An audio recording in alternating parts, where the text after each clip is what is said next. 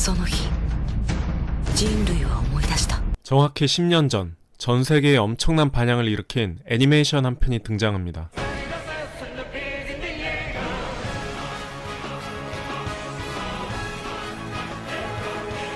제목부터 너무 유명한 작품, 진격의 거인. 일본 TV판으로 반영됐는데 한 편당 약 22분, 현재까지 90편 가까이 나왔고 올해 완전한 결말을 예고했습니다. 누가 뭐래도 애니시장에서 2013년은 진격의 거인의 해입니다. 이 작품이 이렇게 유명해진 이유는 바로 첫 번째 에피소드의 엔딩 때문이죠.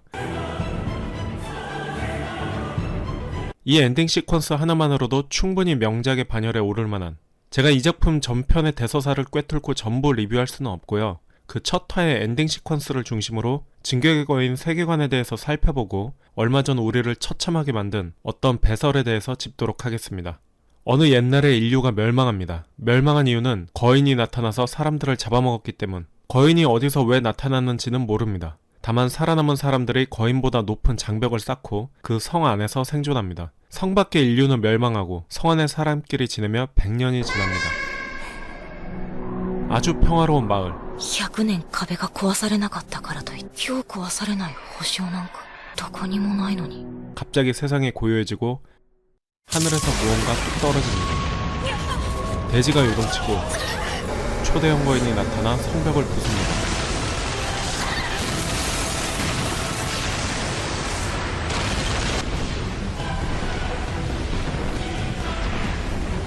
그리고 너무나 비극적인 엄마의 죽음씬. 핏빛 같은 하늘을 배경으로 엄마의 허리를 꺾어서 죽이고 피가 사방에 흩어지며 その日人類は思い出した。奴らに支配されていた恐怖を、鳥かごの中に囚われていた屈辱を。 주인공의 톡백으로 마무리됩니다. 지금 봐도 압도적인 이 장면을 통해 우리는 일본이 가진 몇 가지 컴플렉스를 읽어낼 수 있습니다. 첫 번째는 바로 섬 컴플렉스입니다. 한국의 세계관과 일본의 세계관은 다르죠. 한국은 걸어가면 세상 끝까지 가는 나라. 물론 지금은 위가 막혀서 섬처럼 살고 있기는 하지만 원래 한국은 끝없이 나아갈 수 있는 나라고 일본은 막히고 갇힌 나라입니다. 그냥 섬이 아니죠. 지진이 잦고 쓰나미가 오는 아주 불안정한 세계. 성 안에 갇힌 사람들은 일본 그 자체를 상징합니다. 두 번째 컴플렉스는 거인이 멀리서 나타나거나 땅에서 기어나오는 게 아니라 평온한 마을에서 갑자기 하늘에서 무언가 떨어지죠. 바로 핵 콤플렉스. 인류 역사상 유일하게 핵을 겪은 나라.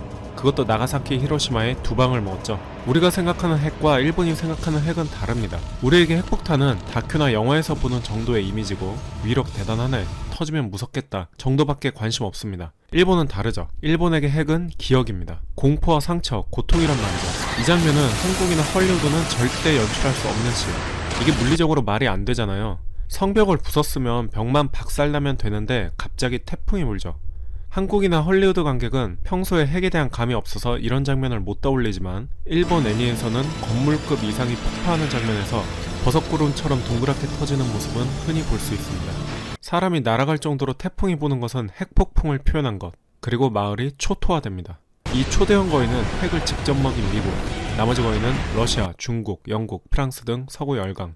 정리하자면 이 장면은 평화롭고 안전한 우리나라 일본에 서구 열강이 침략하는 충격과 좌절을 표현한 장면. 세 번째는 바로 2인자 컴플렉스. 달리기 결승전에서 6, 7등을 한다면 그날 잠 잘 잘 겁니다. 그렇지만 0.01초 차이로 2등을 하면 열받아서 잠도 안 오죠.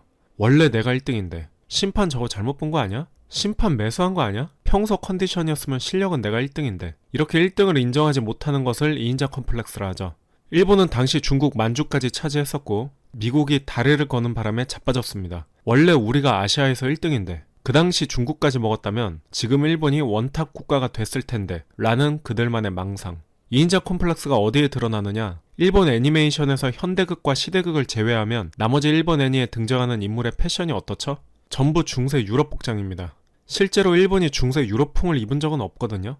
그런데 얘네는 툭하면 중세 유럽 복장을 입히거나 중세 유럽 배경 애니메이션을 찍어낸단 말이죠. 중세 유럽이란 마녀 사냥의 시대이기도 하지만 문화적으로 엄청나게 발달하던 시기. 일제강점기 시절에 일본이 자찬하며 하던 말이 우리가 아시아의 유럽이다 였죠. 일본에게 중세 유럽은 로망입니다. 이 세 가지가 1편 엔딩 시퀀스에서 드러나는 컴플렉스고요. 이후 전개되는 내용을 통해 두 가지 컴플렉스를 더 읽을 수 있습니다. 바로 리더의 부재와 민주주의의 좌절. 사극 영화나 드라마에서 일본군이 자폭할 때 외치는 말, 천황폐하 만세. 이게 우리로서는 좀 이상하잖아요. 일단 자기가 살고 봐야지 무슨 충성한답시고 막 죽어. 여기서 알아야 할 게 우리가 생각하는 왕과 일본이 여기는 왕은 다릅니다. 한국에서 왕은 임금, 즉 인간 중에 가장 높은 사람 정도인데 일본에게 있어 왕은 신입니다. 신앙이고 종교예요. 이슬람 극단주의자가 알라는 위대하다 외치고 자폭하는 것과 똑같습니다. 종교라는 이름으로 무슨 짓까지 할 수 있는지 역사를 통해 잘 알잖아요. 그런데 어느 날 그 신이 양키에게 무릎을 꿇었단 말이죠. 신은 질 수도 없고 틀릴 수도 없는 무오류성의 존재인데 그 신의 권위가 꺾인 날 일본인이 받은 충격은 우주가 무너지는 것과 같습니다. 그리고 호랑이가 사라지면 늑대가 설치듯이 강력한 카리스마가 사라지자 그 권력을 차지하려는 부정부패가 만연하죠. 그리고 이에 정하는 도쿄대 중심으로 학생들이 나서는데 전국적으로 민주주의 국가를 만들어보자, 과거 부정부패와 군국주의에서 벗어나 선진국으로 나아가자라며 일본의 10대 20대가 들고 일어납니다.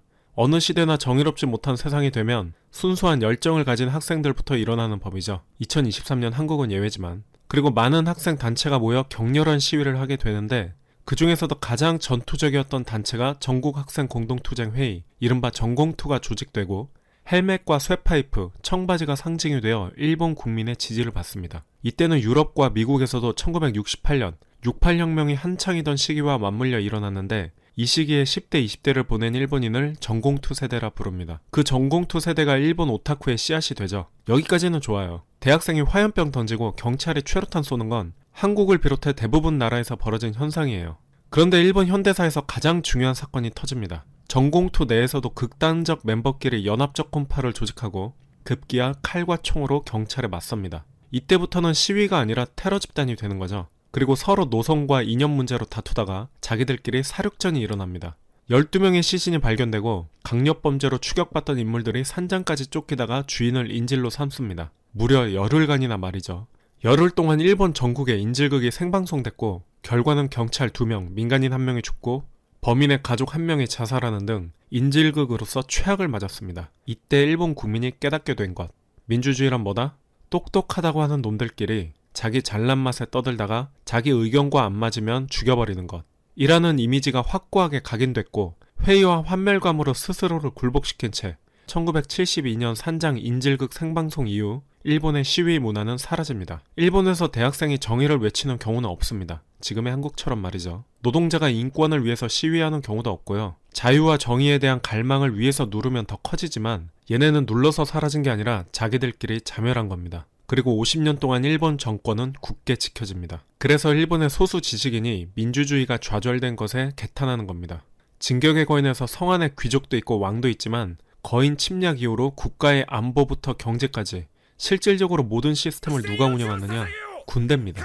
무능한 리더에 의존하지도 않고 자멸이나 할 민중에게 맡길 수도 없으니 주인공이 속한 군대가 나라의 모든 것을 책임집니다. 이것을 군국주의라고 합니다. 한국의 근대화 발전에 일본이 기여했다는 발상은 전형적인 일본 극우의 배설 혹은 한국의 친일파, 뉴라이트, 가짜보수 세력이 자주 인용하는 배설이죠. 서구가 발전한 것은 나치 덕분이라는 배설을 유럽에서 하면 그런 세력은 세계대전 피해국들에는 물론이고 가해국이었던 독일에서조차 배설자의 집안 대대손손을 괴멸시킬 겁니다.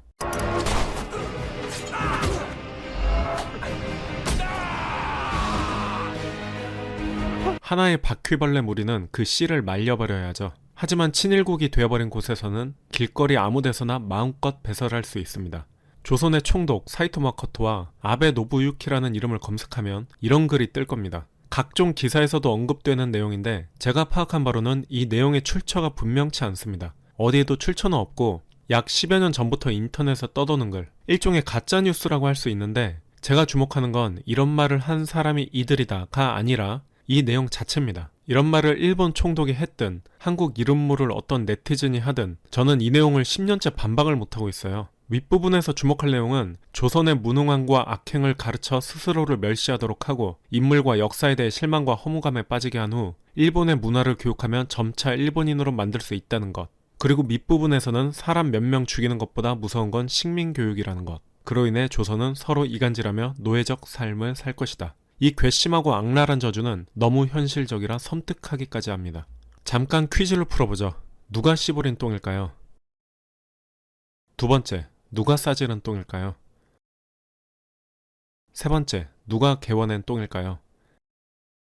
각각 다른 사람입니다. 보기를 드릴게요. 현재 한국 최고 리더의 최측근. 두 번째, 국민 매국노 넘버 2 이완용. 참고로 넘버 1은 윤덕영. 원래 절대악은 잘 안 알려지는 법이죠.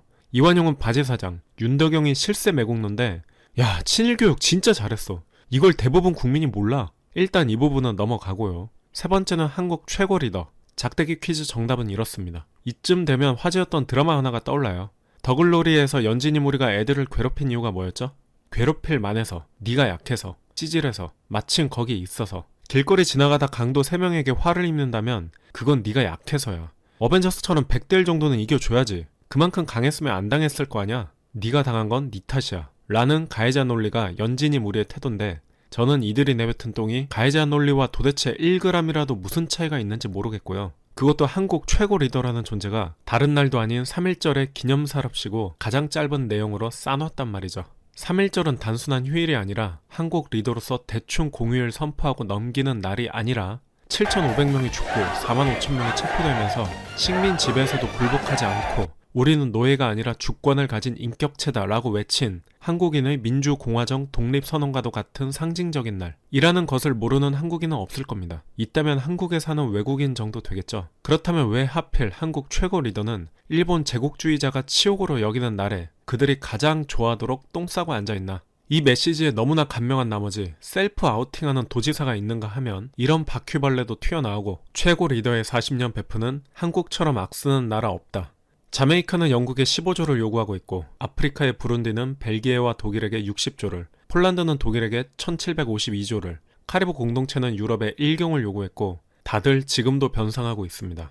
모르면 공부하든가 닥쳐야 하죠. 얘는 세월호 조사 방해했던 똥팔인데 진짜 일관성 하나는 인정해줘야 해요. 참사 피해자를 비난하는 것들은 어쩜 이리 다 한결같이 친일파일 수 있죠. 당신들의 일편단심, 일본 편단심은 경외감마저 듭니다. 리더의 메시지 이후 소녀상이 훼손되고 일장기가 휘발이든 하며 위안부 집회를 공격하는 이게 2023년 한국에서 3.1절에 벌어진 일. 이렇듯 그동안 숨어있던 방사능 폐기물들이 하나둘 반응하는 사이 같은 날 20대 여자 3명 자살, 다른 곳에서는 30대 엄마가 자녀 둘 죽이고 자살. 연일 국민의 자살 뉴스는 별 느낌도 못 줄 만큼 흔하게 됐는데 사과는 개나 줘버렸듯이 국민 행복도에 대한 고민은 토리한테 줘버리고 열심히 내선일체 프로젝트에 돌입하기 시작. 내지와 조선이 한몸이라는 내선일체는 친일파들이 울부짖던 개논리인데 지금과 차이점을 모르겠습니다. 3.1절 행사에서 대한독립 만세를 최초로 안 하고 대신 새로운 국민의 나라 만세라고 했는데 뭐가 새롭다는 거죠? 95세인 강제징용 생존자는 강제징용보다 더 평생 가장 모욕적이라고 했는데 95이나 묵어갖고 지금까지 억울할 때는 이참이 처음입니다. 어디 윤석열은 한국 사람인가 조선 사람인가 어느 나라에서 온 사람인지를 모르겠습니다. 나 그런 돈은 꼭 굶어주고도 안 받아요. 내가 왜 그런 돈을 받아요? 더러운 돈은 안 받아요. 한국 최고 리더는 피해자를 존중하는 것이라는 배설을 합니다. 이런 리더와 추종자들의 뻔뻔함이 새롭긴 하네요. 헌법을 열면 전문에 나오기를 대한민국은 3.1운동으로 건립된 대한민국 임시정부의 법통을 계승한다.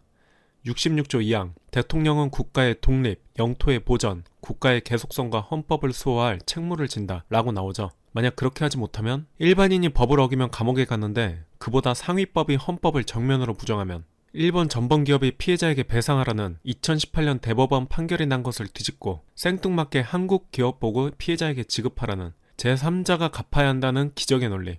하긴 헌법도 정면으로 위배하는데 그깟 대법원 판결이 뭐가 중요하겠어요. 대법원 판결은 대한민국 국민이라면 존중해야 되는 것은 맞습니다. 양승태 대법관이 일본 변제안 미뤄서 구속한 게 당시 윤석열과 한동훈 검찰. 그런데 지금은 본인들이 미룹니다. 셀프 구속하나요? 이 똥싼 기적의 논리는 학폭징계를 질질 끌다가 무마시켜버리는 기술을 부리는 검사라면 그 기술자들 집단이라면 가능도 합니다. 여기서 잠깐 상식 퀴즈. 우리나라 1호 검사는 누굴까요? 그리고 1호 판사는? 이 자랑스러운 한국의 1호 검사는 대표 매국노 이완용, 한국의 1호 판사는 대표 탐관오리 조병갑. 이들의 정신적 후예가 지금의 법비들입니다. 야당과 노동자 때려잡기 외에 할 줄 아는 게 없는 법 기술자들. 참고로 현재 각 부처 검찰 출신은 136명이 넘었습니다. 검찰 출신 대통령, 참 자랑스럽죠. 한일 회담이 아니죠. 합의문 없는 건 회담이라 하지 않습니다. 뒤에서 하는 말을 뒷담이라고 하죠. 돈가스를 먹겠다, 오므라이스를 먹겠다, 스키야키를 먹겠다, 만찬 2번 먹겠다. 아, 처먹는 거 졸라 좋아해.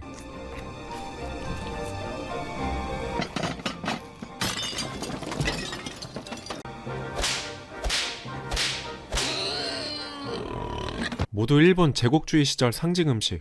특히 여기 오므라이스 메뉴명이 메이지 탄생 오므라이스. 트럼프가 한국 왔을 때 독도새우를 내놓은 것을 일본 외무성이 항의했죠. 국가 정상의 만찬은 그만큼 의미가 있습니다. 즉 한국의 근대화를 일본이 시켜주었다는 일본 우익이 좋아할 음식.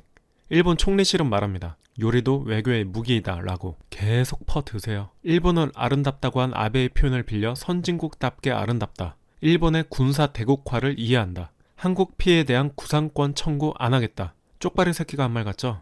여기에 비판 여론이 일자 피고 기업 참여는 일본이 죽었다 깨도 못한다. 일본 정부가 할 수 있는 한계치에 도달했다. 라는 대통령실. 일본 입장을 이토록 대변해주고 대변 싸고 앉아있는 사이 강제징용 피해자 양금덕 씨는 말합니다. 13살에 끌려갔는데 지금은 억울해서 죽지도 못한다. 정부 태도가 2차 가해다. 굶어 죽어도 돈 받지 않겠다. 그동안 피해자들은 일본 정부와 싸웠지만 이제는 한국 정부와 싸워야 하는 상황. 정부는 2달간 피해자와 만나서 설득하고 합의했다고 했지만 만난 적도 없습니다. 이제 거짓은 일상이 됐고 난데없이 유학생을 늘리겠다고 하는데 17일에는 게이오 대학연설에서 오카쿠라 텐신이 말한 용기는 생명의 열쇠를 인용하는데 이토 히로부미의 스승인 후쿠자와 유키치가 말하기를 일본 시조신의 자손이 단군이다. 조선은 원래 일본의 식민지, 조선민중은 개돼지. 아시아를 벗어나서 유럽으로 가자. 라는 기치 아래 만든 후학 양성소가 게이오 대학. 군국주의의 본산이죠. 이 타라로는 아시아를 먹으려는 미국과 일본의 가스라테프트 조약의 사상적 배경이 됐고 조선인 때려잡는 깡패 집단 일진회의 한일군사동맹 주장의 근거가 됐습니다. 1895년 한국 친일파들은 후학 친일파를 양성하기 위해 게이오 대학으로 유학생을 보냅니다. 왜 지금 정부가 갑자기 유학생을 늘리겠다고 하는지 이해가 되는 대목. 그리고 일본의 각성이라는 책에서 조선은 원래 일본 것이라고 한 오카쿠라 텐신. 한국 최고 리더는 그런 게이오 대학에 가서 그런 오카쿠라 텐신을 인용했던 것. 그 사이 일본은 한반도 전쟁 시 강제 재진입하겠다는 식민 프로젝트를 가동. 일본은 중국과 거래하면서 한국에게는 중국과 거래를 중단하라 요구하는데 이 모든 게 톱니바퀴처럼 걸림없이 이루어지고 정부는 물컵 반을 채우니 나머지는 일본이 채울 거라는 판타지를 씨부리고 일본은 한국에 잘못 자체가 없었다며 비난하고 과거 착취는 당연한 거라고 여기는데 물컵 반을 채우니 방사능 폐기물로 갚으려는 꼴값, 합의문 없이 한국 혼자 반성문만 남긴 채 뒷담이 끝났습니다. 일본 언론은 4등급짜리로 대접했다고 홍보하고 한국 정부는 일본의 마음을 열었다고 홍보합니다. 호텔과 공항 직원들이 손뼉을 쳤대요. 와, 나 이거 듣고 너무 감동해서 콧물이 앞을 가렸어. 국물에 고기도 말고 밥에 계란도 말고 소주에 맥주도 말아 드시고 나라도 말아 드시고. 대통령실은 후쿠시마 오염수가 과학적으로 안전하다면서 오염수 수질 검사 결과는 비공개합니다. 과학적 검증이라면서 근거 없이 수긍하라는 건 과학이 아니라 맹신이죠. 후쿠시마 농산물 수입 논의됐는지 공개할 수 없다. 해조류, 어패류가 오염돼도 문제지만 가장 치명적인 문제는 소금. 소금 없이 살 수 있나요? 매일 버릴 130만 톤 물을 여과할 필터가 존재하지 않고 총 2억 7천만 톤 버릴 물이 필요한데 대통령은 스가 전 총리를 만나서 한다는 소리가 후쿠시마 수산물은 문재인 정부에서 의도적으로 피한 문제, 오염수 방류에 대해 한국민 이해 구해 나가겠다. 또 전 정부를 뜯으며 일본 편에 서서 한국을 설득하겠다고 합니다. 하긴 과거에 불량식품을 가난한 사람이 먹게 해주라 했죠. 더 과거에는 후쿠시마 방사능 유출이 없다고 했습니다. 그런데도 대통령으로 뽑혔네요. 우리가 훗날 방사능에 피폭된다면 어느 날 갑자기가 아닐 것이다. 뒷담 외교의 결과는 식민통치, 위안부, 강제징용, 수탈에 대한 전면 부정, 일본 교과서에 독도는 일본 땅, 임진왜란 당시 조선 피해 부분 삭제, 그동안 한국이 일본을 명예훼손했다고 피해자라며 사과를 요구. 이렇게 한국의 도덕적 우위는 소멸됐습니다. 미국의 군사지도에 동해 표기를 일본이 항의하니까 바꿔줬지만 일본해로 나온 지도에 우리가 미국에 항의하니까 안 바꿔줍니다. 일본은 아무것도 양보한 게 없고 한국은 모든 걸 다 수용했는데 정부는 MZ세대는 다르다. MZ세대는 일본을 좋아한다라며 또 만만한 20대를 이용하고 제국 신민으로서 의무를 다하며 천황폐하께서 은혜를 내릴 것이다라는 내선일체론. 지켜보겠다. 2등 가문인 자네가 1등 가문이 될 자격이 있는지 없는지. 지금 논리와 똑같습니다. 3.1절 연설은 꼴랑 5분 했지만 21일 국무회의에서는 25분간 가라사대 일본 무역보복은 전정부 탓, 대법원 판결은 문제가 있다. 일본은 사과해왔다. 일본 사과 한 번 더 받는 게 어떤 의미가 있나. 폭행 가해자가 야 미안해 이게 사과인가요? 이런 개사과 말고 잘못을 인정하고 용서를 구하는 사죄를 한 적이 있는가? 혹시 카드 돼요? 아니, 제가 껌을 사가지고 돈이 9,000원밖에 없어요 지금. 네, 죄송합니다. 제대로 사과한 적 한 번도 없고요. 독일은 지금도 매년 주변국에 수십 차례 사과하고 있지만 그건 우리에게 머나먼 전설 같은 이야기. 안보실 차장이자 현직 실세가 커밍아웃합니다. 제3자 변제안에 일본이 깜짝 놀랐다. 우리가 하나 할 테니 당신네 정부가 이것 해다오 하지 않았다. 즉 주고받는 외교를 한 게 아니라 일방적으로 털리기만 했다는 호구짓을 자랑스럽게 자백하고 장하다 이씨. 반도체 수출 규제 해제했다고 홍보했으나 일본 경제산업 간부는 해제가 아니라 재검토다. 한국의 자세를 신중하게 지켜볼 것이다 라며 보류했죠. 일본은 위안부, 후쿠시마 오염수, 초계기 사과, 한국 군사정보 제출, 독도 문제까지 거론했다고 공개했는데 한국 정부는 정상 간의 대화는 공개할 수 없다. 일본의 독도 보도는 가짜뉴스다. 야당이 여당에게 독도 가짜뉴스를 일본 언론에 같이 항의하자 하니 여당은 정치 쟁점화를 반대한다. 일본은 일본의 완승, 한국 잘도 굽혔다. 더 강력히 해야 한다. 왜 이렇게까지 기 씨발 총리에게 기 씨다바리 짓을 하는가 하고 봤더니 역시나 또 튀어나오는 천공왈. 일본한테 고마운 생각을 해야 한다. 미안한 마음이 들고. 자랑스러운 강남 닌겐들이 뽑은 북조선 출신 국회의원은 독도는 일본 땅이라는 게 일본이 화답한 것이다. 자기 밥상에 고기 한 점 더 올려놓자고 대통령으로 뽑은 분들께 지금 경제 현실을 말씀드리죠. 연초에 IMF는 전 세계 경제 성장률을 상향 분석합니다. 팬데믹이 끝났으니 당연한 예상이고 심지어 지금 전쟁 중인 러시아도 상향했습니다. 그러나 딱 한 국가, 한국 하나만 하향합니다. 이 사실을 숨긴 채 경제부 총리이자 기획재정부 장관 왈 세계 경제가 어렵다. 좀 한 번이라도 진실 좀 말해봐. 예시 들어볼까요? 한국에서 유일하게 무역 1위 분야가 바이오 배터리 반도체입니다. 보통 반도체 재고 보관 시기는 2주가 평균인데 지금은 못 팔아서 40주 이상 재고가 쌓여있죠. 원인은 간단합니다. 우리 반도체 60%를 수입한 나라가 중국인데 당선되자마자 탈중국 선언 이후 무역 적자 폭망. 이 와중에 미국은 전기차 배터리 비용을 한국에게만 뜯어가고 보조금 준다 해서 미국의 반도체 공장 만들었더니 생산시설 공개하면 보조금 주겠다. 반도체 극비 자료를 내놓으라는 협박질 시전 중. 나아가 자기네들 예상보다 더 수익이 나면 75%까지 돈을 내놔라. 미국과 일본은 우리 경제를 탈탈 벗겨먹고 찜쪄먹고 후드려 패고 있습니다. 미국 상무부 장관은 5년 내에 미국을 유일한 반도체 강국으로 만들겠다.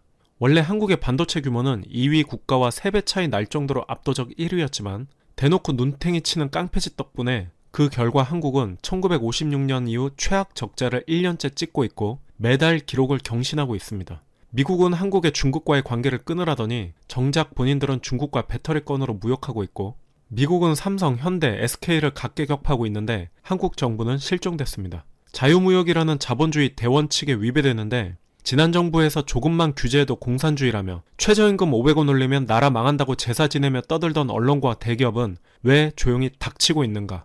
60세 이상 일자리 고용은 나쁘다던 여당, 현재 비중이 폭증하고 있고 한국 기업의 근간이 되는 소부장 업체는 지난 정부에서 만든 예산을 이번엔 전액 삭감. 그 이유는 일본 소부장 업체를 경쟁국에 뺏기지 않게 우리가 유치해야 한다. 그 일본 소부장 경쟁국이 한국이다. 이 모든 결과를 본 미국 국무부 장관은 그동안 노력의 성과다. 즉 미국도 한국이 일본 속국되는데 오랫동안 준비했다는 얘기. 팬데믹 때는 우리가 경제 성장률 1위를 자랑했지만 지금은 무역 수지 198위. 북한 혐오, 중국 혐오 감정을 이용해서 한국 경제를 고립시키고 일본이 먼저 수출 규제에서 한국이 WTO 제소한 것을 한국이 먼저 WTO 풀면 일본이 수출 규제 검토한다고 했듯 한미일이 먼저 묶여서 북중러가 묶인 건데 북중러 묶인 탓에 한미일 묶어야 한다는 말장난. 대통령은 스스로를 이렇게 자평합니다. 영업사원 1호. 그리고 경제 살리는 놀라운 방안을 이렇게 발표하죠. 에너지 절약해라. 해외여행 자제해라. 전 국민이 동참하는 강력한 절약운동이 필요하다. 리턴 투 1950년대. 그렇다면 과연 안보는 튼튼한가? 일본의 군사선언과도 같은 선제반격 개념 명시. 공격이라는 표현을 선제반격. 말장난이죠. 여기에 윤왈. 누가 뭐라 그러겠습니까? 네가 뭐라고 해야지. 네가.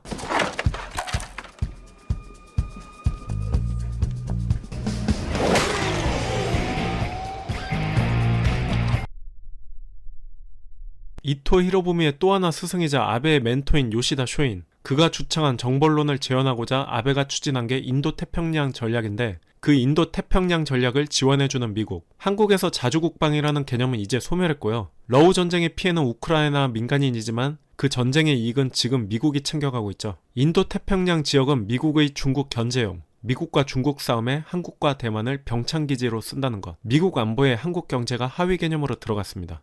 아주 고맙다, 아가리떡 고자이 새끼야. 나라는 야금야금 팔려가고 군대 미필자들이 전쟁 무서운 줄 모르고 경제는 초토화나도 언제나 우리 곁엔 실망을 주지 않는 집단이 있죠. 주식회사 언론종업원. 괴물 리뷰에서도 숫자와 꽃에서도 이들의 맹활약을 짚었는데, 이번에도 한국 언론종업원의 언창질은 빛을 발하다 발광합니다. 3.1절 기념사를 두고 절제와 함축, 호텔 직원들이 박수쳤다, 일본인의 마음을 여는데 성공했다, 대통령실이 이런 말 같지 않은 홍보를 하니 한국 언론은 정면 돌파를 선택했다, 우회로를 찾았다. 야, 니네 둘이 싸워서 합 좀 맞춰라.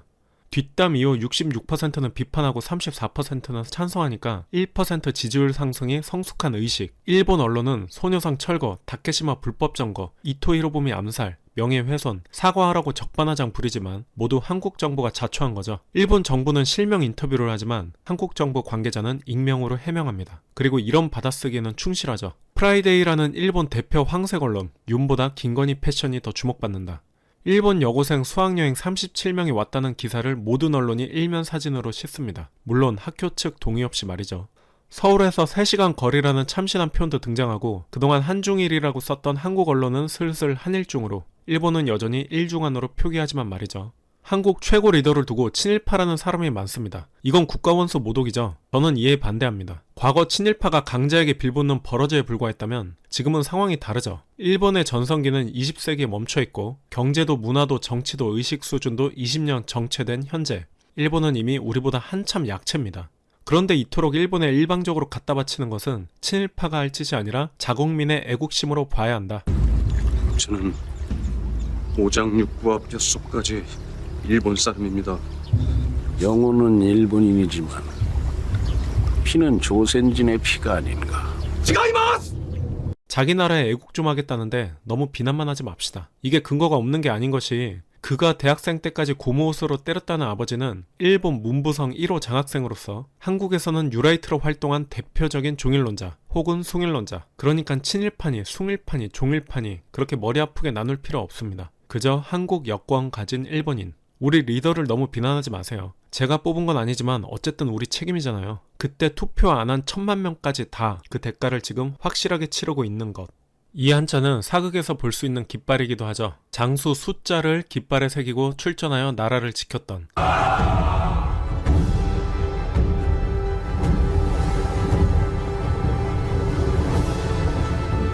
선열의 결연함을 느낄 수 있는 자취이자 우리의 자부심이기도 합니다. 요즘에는 이순신 기라고도 일컫는데, 2018년 국제 관함식에서 일본의 전범기를 건다고 예고하자 우리가 개항하지 말라며 이 깃발을 나부꼈죠. 그랬더니 꼬리 말고 참가도 못했던 일본인데, 2022년에는 자위대 창설 기념차 전범기를 건 일본 자위대 선박에 한국 군대가 경례를 했습니다. 아주 덴노헤이카 반자이를 외치지 그랬어요.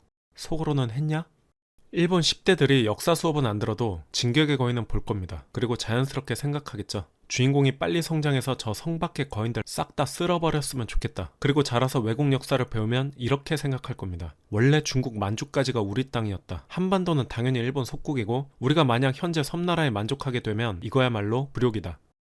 이 장면은 작가가 일본인에게 하는 말이죠. 우리 일본이 안전하다고 해서 언제나 안전한 것은 아니다. 그날 일본은 떠올렸다. 서구 열강이 지배하던 공포를. 우리가 여기 갇혀있는 건 굴욕이다.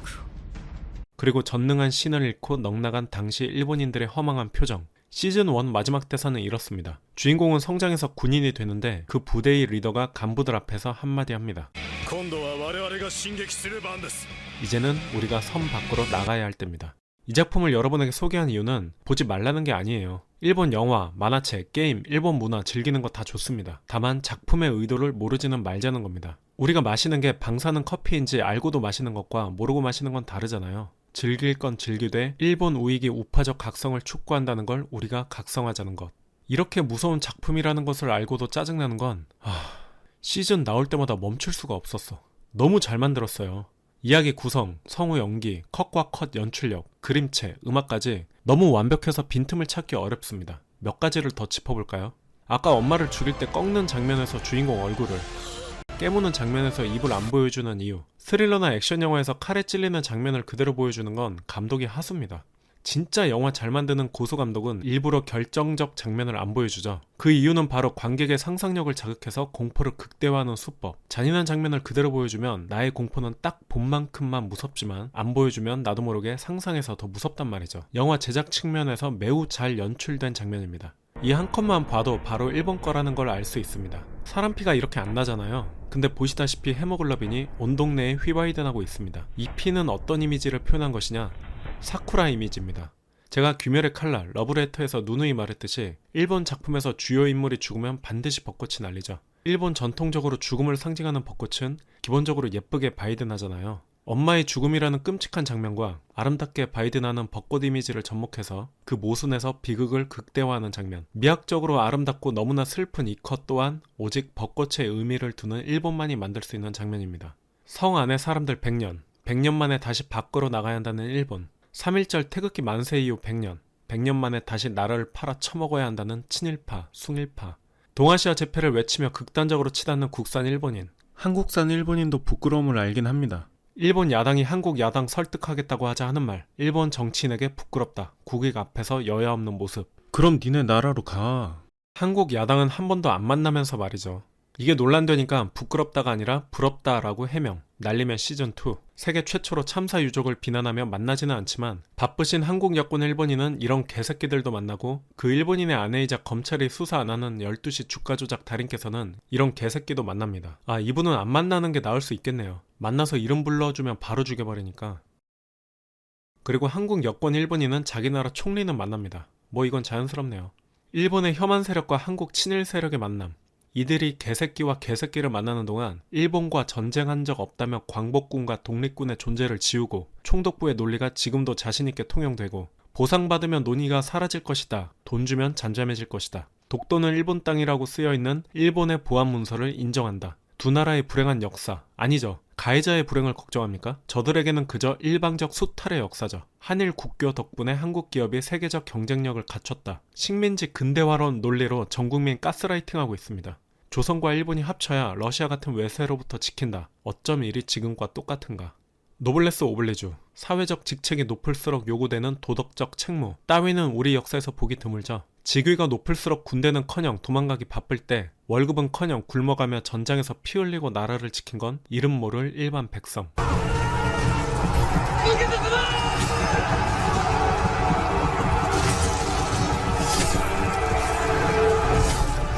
보상이나 배상 따위 없이 쓰러져간 그 수많은 누군가의 이름들. 한국의 역사를 한 문장으로 요약하면 이렇습니다.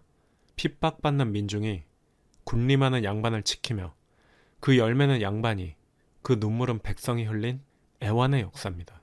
그리고 역사를 잊었더니 반복되었죠. 부패한 정치인과 탐욕스러운 기업, 여기에 충실한 개새끼가 된 언창들로 인해 IMF가 왔지만 일반 국민이 희생에 극복한 게 20여 년 전. 그러니까 우리가 다시 날개를 펴야 할 때. 나라가 팔려도 이 영상을 보는 누군가는 싸울 것이며 달콤한 손님을 속에서도 누군가는 송곳이 되어 반드시 튀어나온다. 우리 한 명 한 명이 모여 큰 날갯짓을 할 것. 아무리 화가 난다고 독립운동을 안 할 수는 없잖아. 그치만 알려줘야지. 우린 계속 싸우고 있다고.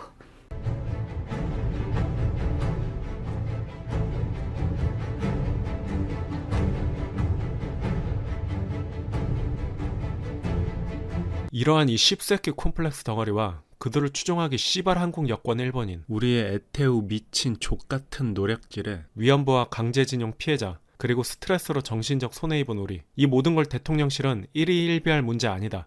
그렇죠. 니네 때문에 국민은 일로다. 짐승과 인간을 구분하는 기준은 염치, 부끄러움을 안다는 것. 이 기능이 깨진 자를 파염치라고 하죠. 밥 처먹듯 국민을 속이고 죽은 자를 비난하고 상처 입은 자를 조롱하고 비판 목소리에 재갈 물리고 한 맺힌 역사를 빠그라뜨리고 그럼에도 당당하게 큰소리치는 파렴치들이 판치는 세상. 니네 진짜 그러다 개박살난다.